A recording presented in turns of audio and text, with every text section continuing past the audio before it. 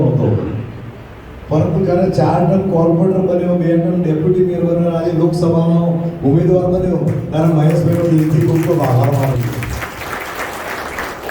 મહેશભાઈ મને રાજકારણમાં લઈ જનાર બીજા હતા, પણ મને આંગળી ચીંધનાર મહેશભાઈ ઠક્કર હતા.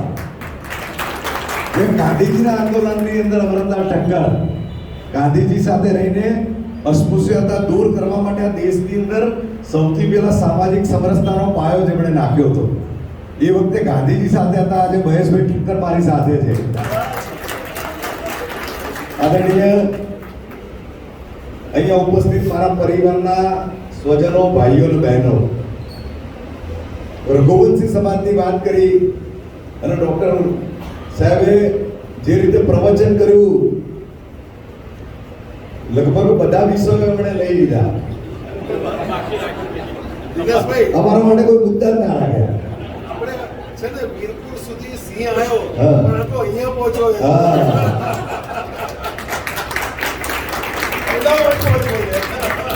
એ તો સિંહનો ક્યાં ઉપયોગ કરવો ધર્મેન્દ્રભાઈના મગજમાં ઘૂસી ગયું છે. આજે સૌથી આનંદની વાત એ છે કે 140 કરોડ આપણા દેશના લોકો માટે આસ્થાનું કેન્દ્ર રામ મંદિર છે. રઘુવંશી સમાજ, જલારામજીની વાત કરી કે આજે 20 વર્ષથી 1 રૂપિયાનું દાન વગર લાખો લોકો જમીને જાય છે. સાહેબ, નાની સુની વાત નથી. આજના જમાનામાં કોઈ સંસ્થાને રૂપિયો દાન નથી આપતું. કોઈનું નામ આપ્યા વગર ત્યાં લખવું પડે છે કે અહીંયા કોઈ દાન સ્વીકારતો નથી, કોઈએ દાન આપવું નહીં. આ ગુજરાતમાં શક્ય બને, આ જલારામ બાપાના આશીર્વાદથી શક્ય બને. અને એના વંશજો અહીં બેઠા છે ત્યારે ભારતીય જનતા પાર્ટીના ઉમેદવાર તરીકે નહીં, પરંતુ આજે અમે બધા લોકો સૌથી પહેલી મીટિંગ થઈ છે જ્યારે ડોક્ટર સાહેબ આયા કે પહેલી મીટિંગ કરવી છે, તો હું મહેશભાઈને હસતો હતો. મેં કહ્યું કે આવા બધા કહી જાય, કોઈ ભેગા ના કરે. પણ કેટલી મોટી સંખ્યામાં તમે બધા સમાજના લોકો ભેગા થયા છો અને નરેન્દ્રભાઈના હાથ મજબૂત કરવા માટે, નરેન્દ્રભાઈના સૈનિક તરીકે તમે એક વાત કરી કે ભાઈ 1 ઠક્કર 1000 જણને પહોંચી વળે. પણ હું માનું છું કે લાખ જણની લોકોની લીડ કરવી હોય ને તો અહીં બેઠેલા 1000 લોકો નક્કી કરે ને, એટલે ગુજરાતની 6.5 કરોડની જનતા તમારા નિર્ણયને વધાવીને ભાજપને જંગી મતોથી જીતાડશે. ખાસ કરીને હું જૂની વાત કરું કે અનુસૂચિત જાતિના ત્રિકમ સાહેબ થઈ ગયા, ત્રિકમ સાહેબની ગાદી. અનુસૂચિત જાતિના મહાન જે સંતો થઈ ગયા એની ગાદી ત્રિકમ સાહેબ.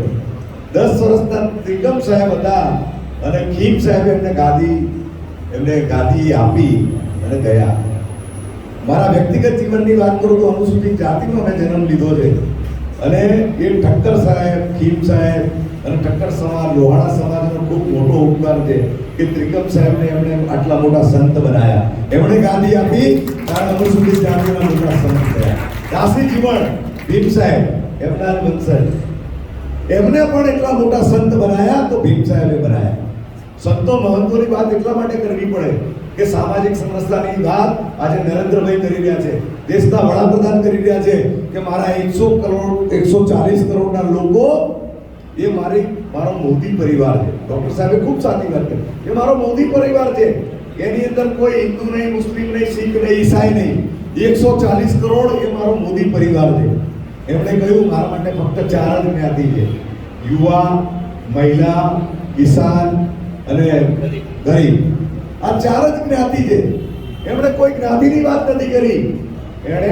એમણે એમ કહ્યું, અમુલભાઈ ખૂબ સુંદર વાત કરી કે આ સદીના આપણે મહાન નેતા ગણીએ ને તો નરેન્દ્રભાઈ એટલા માટે ગણાય કે આજે અમેરિકાની જેમ મતદાન થાય ને, ડાયરેક્ટ ચૂંટણી હોય, તો નરેન્દ્રભાઈ છે ને એ બાઇડેન કરતા પણ વધારે મતોથી વિજય થાય.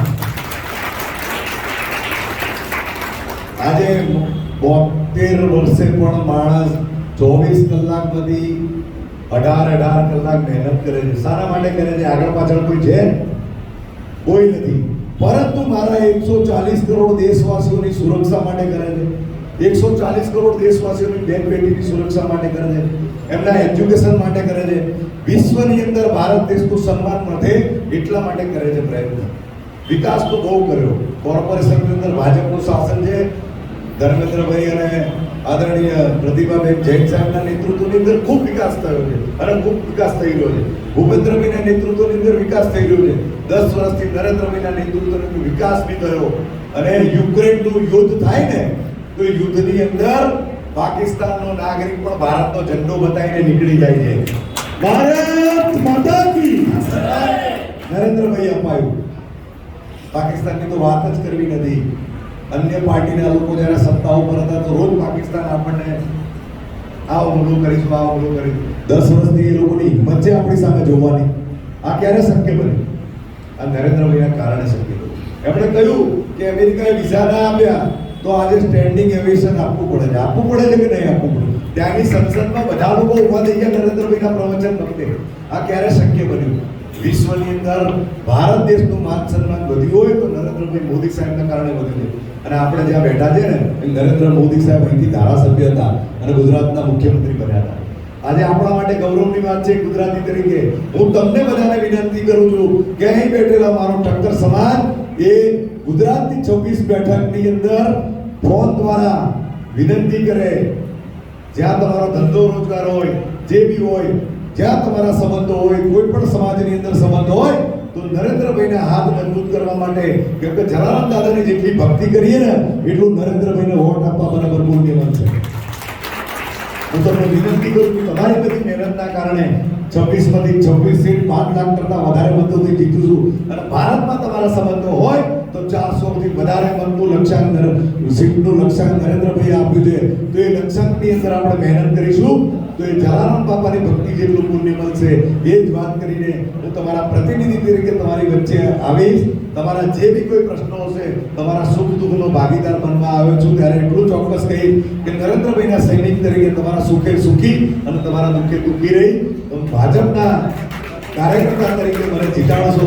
એ જગ્યાના જંગી મતોથી જીતાડશો. એ જગ્યાના ભારત માતાની જય, વંદે માતરમ.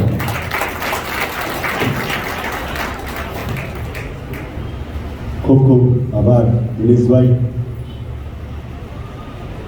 લોહાણા સમાજની 26 સીટો માટેની જે વાત કરી કે લોહાણા સમાજ દરેક જગ્યાએ વાતચીત કરે અને અહીંયા બેઠેલા એક લોકો એટલે 1000 બરોબર છે.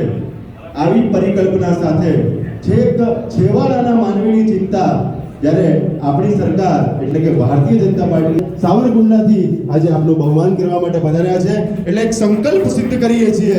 એવી રીતે સાવરકુંડલાની પ્રજાને પણ એવો કહેશે કે ભારતીય જનતા પાર્ટીને મત આપી વિજય બનાવાય. આ જે સંસ્થામાં આપણે બેઠા છીએ એ સંસ્થા એટલે દેશી લોહાણા વિદ્યાર્થી ભવન. એના પ્રતિનિધિ તરીકે જે રમણ કાકા છે, રમણલાલ ફૂલચંદભાઈ ઠક્કર, તેઓ નાદુરસ્ત તબિયતના કારણે થોડોક સમય માટે અમારી વચ્ચે આવી અને આપ વિજયી બનો. બંને ઉમેદવાર અમદાવાદ પૂર્વની સીટમાં અને અમદાવાદ પશ્ચિમની સીટમાં બંને સીટમાં ભારતીય જનતા પાર્ટીના ઉમેદવાર તરીકે આપ જ્યારે પ્રસ્થાપિત થયા છો ત્યારે આપ જય જય જગન્નાથ.